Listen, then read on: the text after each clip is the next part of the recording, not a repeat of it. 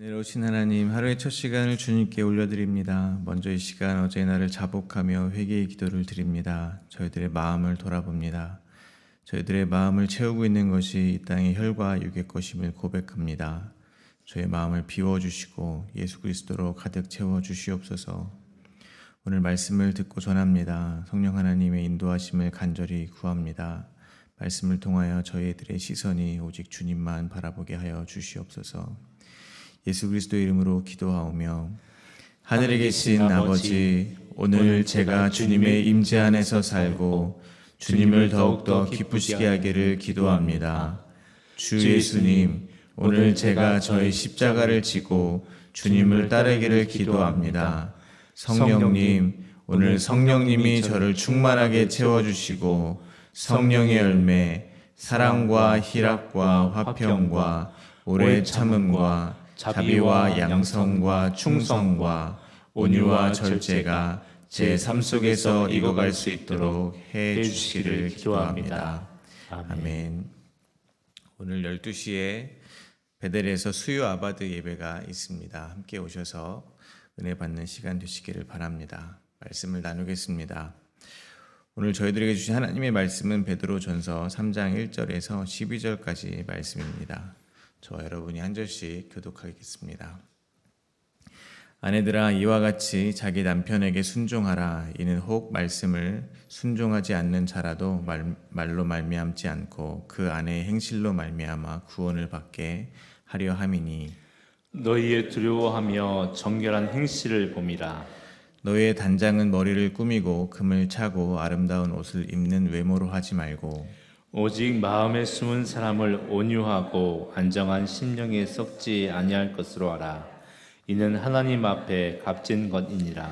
전에 하나님께 소망을 두었던 거룩한 부녀들도 이와 같이 자기 남편에게 순종함으로 자기를 단장하였나니, 사라가 아브라함을 주라 칭하여 순종한 것 같이 너희는 선을 행하고 아무 두려운 일에도 놀라지 아니하면 그의 딸이 된 것이니라. 남편들아, 이와 같이 지식을 따라 너희 아내와 동거하고 그를 더 연약한 그릇이요 또 생명의 은혜를 함께 이어받을 자로 귀히 여기라. 이는 너희 기도가 막히지 아니하게 하려 함이라. 마지막으로 말하노니 너희가 다 마음을 같이하여 동정하며 형제를 사랑하며 불쌍히 여기며 겸손하며 악을 악으로 욕을 욕으로 갚지 말고 도리어 복을 빌라. 이를 위하여 너희가 부르심을 받았으니 이는 복을 이어받게 하려 하심이라. 그러므로 생명을 사랑하고 좋은 날 보기를 원하는 자는 혀를 금하여 악한 말을 그치며 그 입술로 거짓을 말하지 않고 악에서 떠나 선을 행하고 화평을 구하며 그것을 따르라. 주의 눈은 의인을 향하시고 그의 귀는 의인의 간구에 기울이시되 주의 얼굴은 악행하는 자들을 대하시느니라 하였느니라. 아멘. 사도 베드로께서는 성도들은 자유가 있으나 그 자유로 악을 가리는 데 쓰지 말고 오직 하나님의 종과 같이 하라고 하셨습니다. 그리고 예수님이 보여주신 본을 따라서 선하고 관용하는 자들에게만 아니라 까다로운 주인들에게도 부당하게 고난을 당할 때조차 하나님을 생각함으로 참으라고 권면하였습니다. 그리고 그것을 위해서 우리가 부름을 받았다고 하였습니다. 오늘 본문에서는 사도 베드로께서 아내와 남편을 향해 권면하고 주님의 눈은 의인을 향하여 있음을 말씀하고 있습니다. 오늘 본문은 크게 두 문맥으로 나누어 묵상하겠습니다. 첫 번째 문맥입니다. 첫 번째 문맥은 1절부터 7절입니다. 아내들은 남편에게 순종하고 남편들은 아내를 귀히 여기라고 권면하고 있습니다. 두 번째 문맥입니다. 두 번째 문맥은 8절부터 12절입니다. 악을 악으로 갚지 말고 복을 빌어 주라고 말씀하고 계십니다. 첫 번째 문맥입니다. 1절과 2절입니다. 아내들아, 이와 같이 자기 남편에게 순종하라. 이는 혹 말씀을 순종하지 않는 자라도 말로 말미암지 않고 그 아내의 행실로 말미암아 구원을 받게 하려 함이니 너희의 두려워하며 정결한 행실을 봄이라. 사도 베드로께서는 이제 아내와 남편에 대해서 권면하고 계십니다. 먼저 이와 같이 자기 남편에게 순종하라 말씀하고 계십니다. 이와 같이에 해당하는 내용은 베드로전서 2장의 내용일 것입니다. 베드로전서 2장에 의하면 아내로 표현되고 있는 성도들이 본을 따라야 하는 분은 바로 예수 그리스도입니다. 예수님께서는 아무런 죄가 없으십니다. 그 입에 어떠한 거짓도 없으셨습니다. 그러나 이 세상의 모든 제도에 순종하셨습니다. 선하고 관용하는 자들에게만 아니라 까다로운 자들에게도 순종하셨습니다. 부당하게 고난을 받으셨지만 하나님을 위해서 참으셨습니다. 왜냐하면 바로 우리를 죄에 대하여 죽고 의에 대해서 살게 하기 위해서입니다. 이와 같이 성도된 아내들도 남편에게 순종하라는 것입니다. 당시 아내, 즉 여자들은 남편이 없으면 생존하기가 매우 어려웠을 것입니다. 그러므로 아내들은 남편이 곧 자기를 이 세상에서 살게 하는 방편이요 유일한 방법이 되었을 것입니다. 요즘 말로 바꾸면 결혼이라는 제도를 통해서 내가 더 안정되고 행복한 삶을 얻으려고 한다는 것입니다. 그래서 요즘 결혼을 앞둔 부부들이 결혼을 앞두고 상대방의 조건을 먼저 따져보는 것입니다. 심지어 그들이 갖춘 조건을 가지고 물건처럼 등급을 나누기도 합니다. 모두 결혼이라는 제도를 자기의 살 길로 여기기 때문입니다. 그런데 사도께서 권면하는 것은 정반대의 길입니다. 자기를 위해서가 아니라 주를 위해서 그렇게 하라는 것입니다. 이와 같이 즉 예수 그리스도와 같이 남편을 구원하기 위해서 살아야 한다는 것입니다. 예수님의 방법이 무엇이었습니까? 십자가에서 죽는 것이었습니다. 그러므로 성도인 아내들에게 말씀하고 있습니다. 삶의 목적을 자기 자신의 행복과 안전에서 예수 그리스도의 증인됨으로 바꾸라는 것입니다. 당시에 아내들은 남편에게 말 한마디 제대로 하지 못했을 것입니다. 아내들이 복음을 알았다고 해서 남편들을 가르치려 들지 못했을 것이라는 것입니다. 그러니 말로 하지 말고 예수 그리스도의 증인의 삶을 살으라는 것입니다.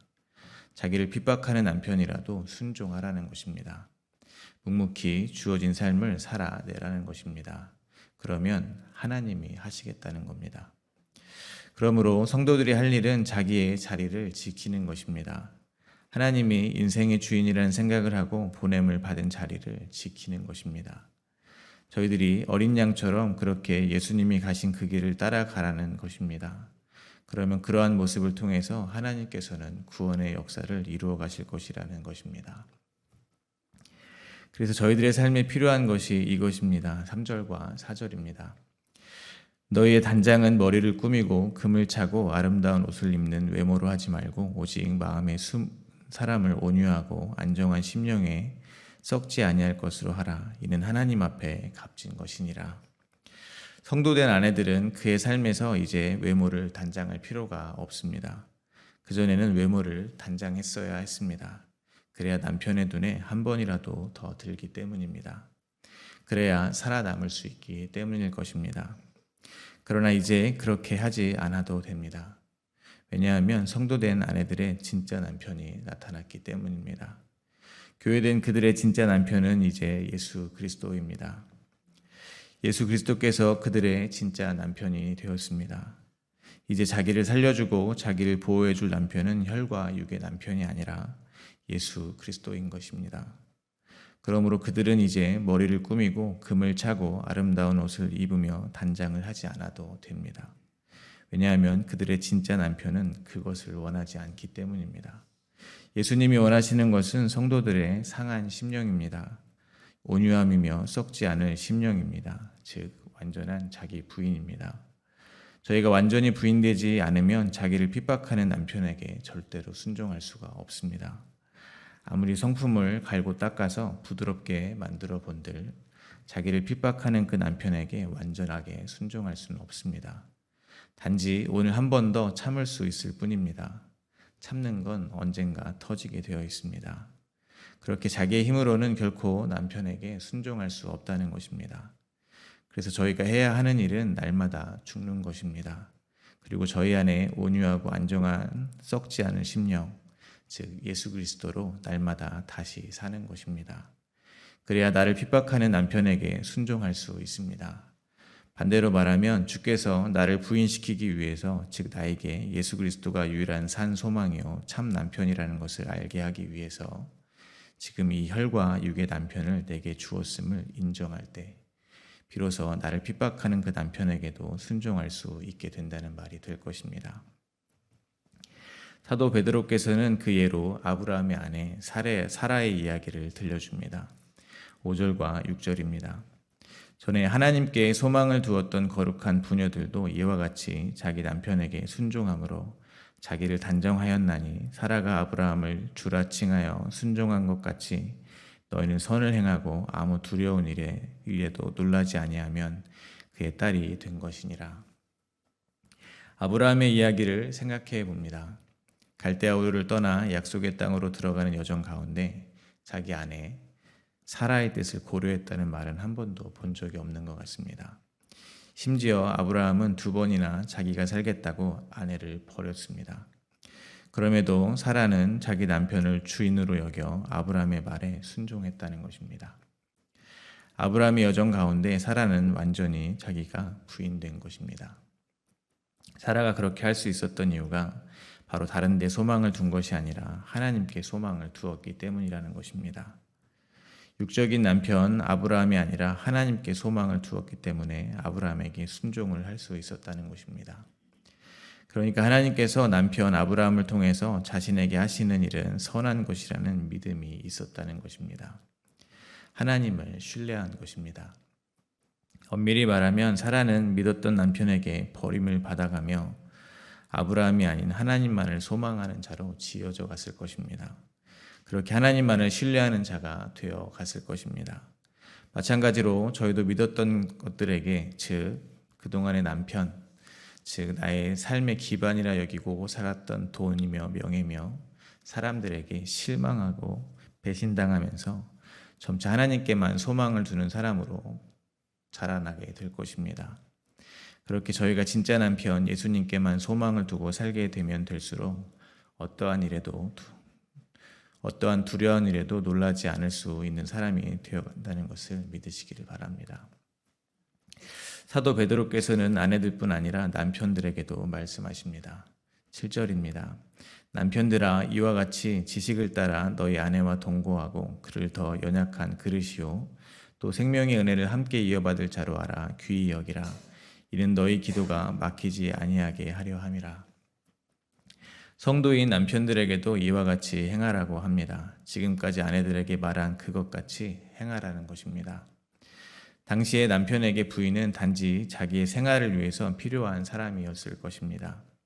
지금으로 치면 남편이 생활을 함에 있어서 아내를 그저 자기의 삶을 도와주는 사람 정도로 여긴다는 것입니다. 예를 들면 자기의 밥을 차려주고 빨래와 청소를 해주고 자녀들을 키워주는 그런 존재로 여겨버린다는 것입니다. 지금도 그런 가정이 많을 텐데 고대 사회에서는 오죽했겠습니까? 그런데 사도 베드로께서는 남편들에게도 권면하는 것입니다. 예수 그리스도께서 십자가를 지심으로 자기를 구원해 주신 것처럼 아내를 자기의 생명과 같이 여기라는 것입니다.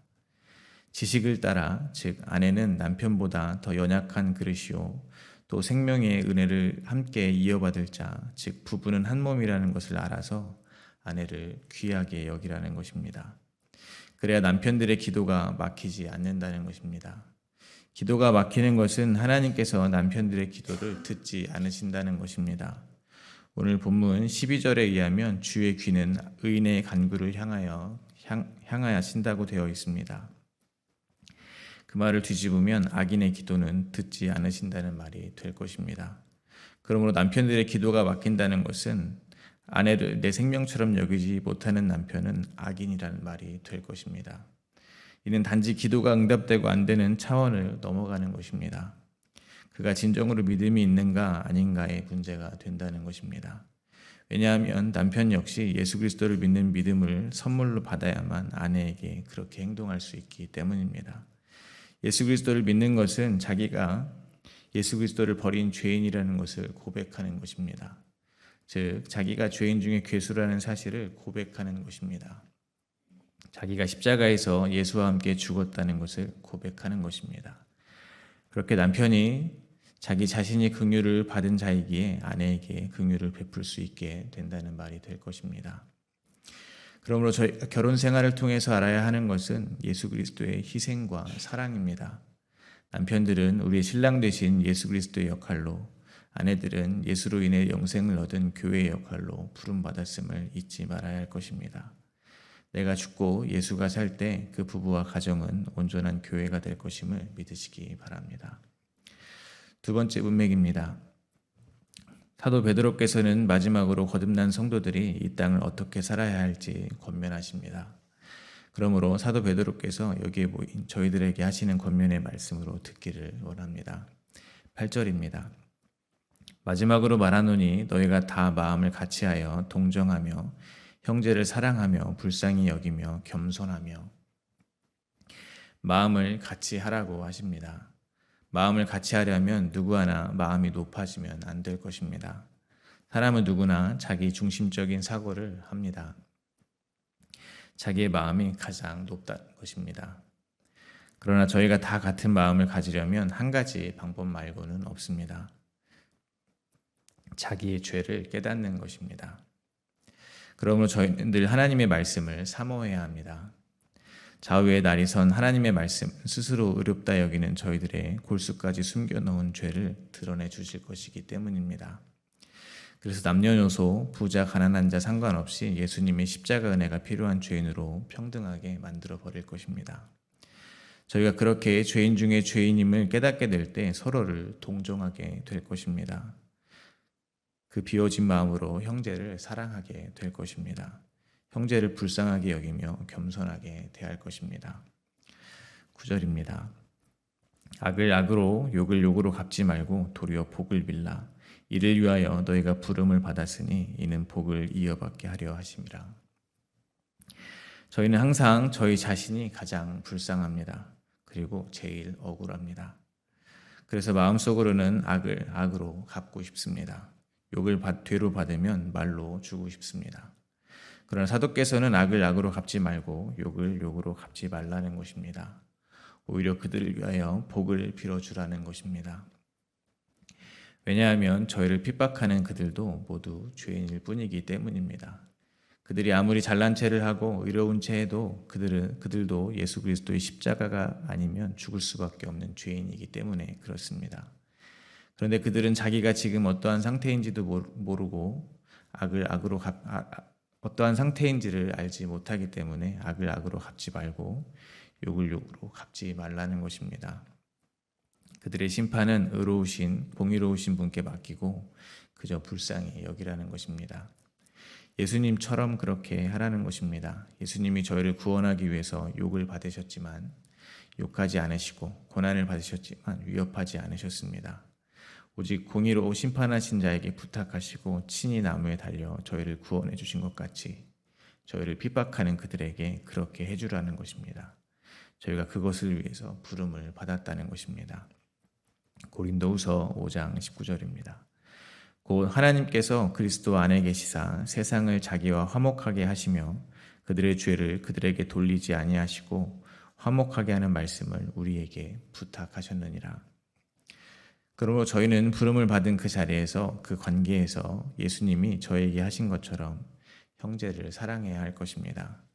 저희가 악을 악으로 갚지 않고 욕을 욕으로 갚지 않고 그저 십자가의 사랑으로 대할 때 그가 저희를 통해서 예수 그리스도의 사랑을 깨닫는다면 저희로 하여금 그들이 복을 이어받게 될 것임을 믿으시기 바랍니다. 10절부터 12절입니다. 그러므로 생명을 사랑하고 좋은 날 보기를 원하는 자는 혀를 금하여 악한 말을 그치며 그 입술로 거짓을 말하지 말고 악에서 떠나 선을 행하고 화평을 구하며 그것을 따르라. 주의 눈은 의인을 향하시고 그의 귀는 의인의 간구에 기울이시되 주의 얼굴은 악행하는 자들을 대하시느니라 하였느니라. 사도 베드로께서는 거듭난 성도들을 또한 이렇게 표현하십니다. 생명을 사랑하고 좋은 날 보기를 원하는 자입니다. 저희는 정말로 그렇습니다. 생명을 사랑하고 좋은 날 보기를 원합니다. 그렇다면 혀를 금하시기 바랍니다. 악한 말을 그치시기를 바랍니다. 거짓을 말하지 않기를 바랍니다. 악을 떠나고 선을 행하며 화평을 구하기를 바랍니다. 이미 저희에게 임한 하나님의 은혜가 충만하기 때문에 그렇습니다.